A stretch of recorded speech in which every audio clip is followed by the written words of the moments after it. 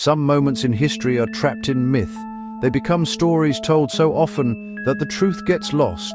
The tale of the Hindenburg is one such story. Many people picture a sudden, fiery explosion. They hear a panicked voice on the radio. They see an icon of Nazi Germany consumed by flames. The reality, however, is more complex and far more human. It is a story not just of a disaster, but of misplaced confidence and the harsh lessons taught by science. On May 6, 1937, at the Lakehurst Naval Air Station in New Jersey, the world watched as a symbol of technological pride turned into a tomb of fire, forever changing our relationship with the sky. The day was overcast and unsettled. The grand airship, LS-129 Hindenburg, had crossed the Atlantic from Germany. It arrived several hours behind schedule because of thunderstorms. What exactly was the Hindenburg? It was more than just a large balloon. It was a rigid airship, a zeppelin. It had a strong but lightweight internal skeleton made of a metal alloy called duralumin. That frame gave the ship its distinct, cigar-like shape. Stretched across the massive frame was a fabric outer skin. The frame was longer than 3 Boeing 747s placed end to end. Inside were 16 enormous gas bags, or cells. Those cells were filled with a lifting gas to make the ship float. The Hindenburg was, in essence, a flying hotel, a testament to German engineering and ambition. It was designed to use helium, a safe, non-flammable gas. But the 1930s were politically tense. The United States had a virtual monopoly on the world's helium. For military reasons, it refused to sell helium to Nazi Germany. Builders were forced to use a different gas, hydrogen. Hydrogen gives more lift than helium, but it has a critical flaw. It is extremely flammable. The landing procedure began under difficult conditions. The Hindenburg circled the airfield as it waited for the weather to improve. Finally, the captain decided to attempt the landing.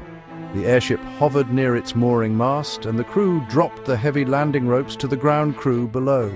To help the ship descend and stay balanced, water ballast was released. It was a standard maneuver, one performed many times before. Eyewitnesses on the ground watched the massive vessel being carefully winched toward the mast. Everything appeared to be proceeding normally in the moments leading up to the disaster. Suddenly, observers noticed a flicker of flame near the tail of the airship. Some said it looked like a small, pulsating light, almost like static electricity. Within a fraction of a second, that flicker erupted into a raging fire. The fire fed on the escaping hydrogen from one of the rear gas cells. A plume of brilliant orange flame shot upwards from the top of the ship.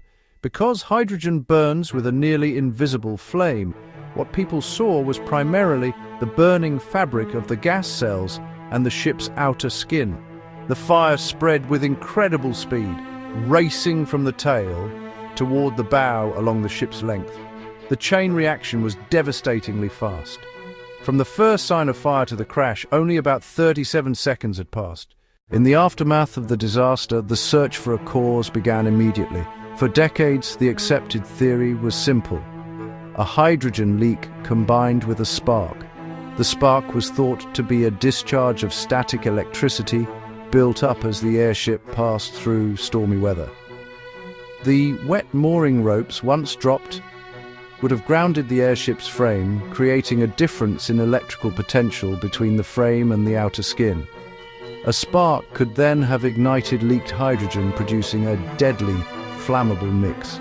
Years later, a rival idea emerged. The incendiary paint theory says the fire's rapid spread came from the skin's chemistry. The fabric skin was treated with multiple layers of a substance similar to rocket fuel meant to protect it and make it reflective. Proponents argue the initial spark ignited the skin, and that fire then reached the hydrogen inside. Most modern investigators see both factors at work: static spark plus flammable skin, explaining the catastrophe's speed.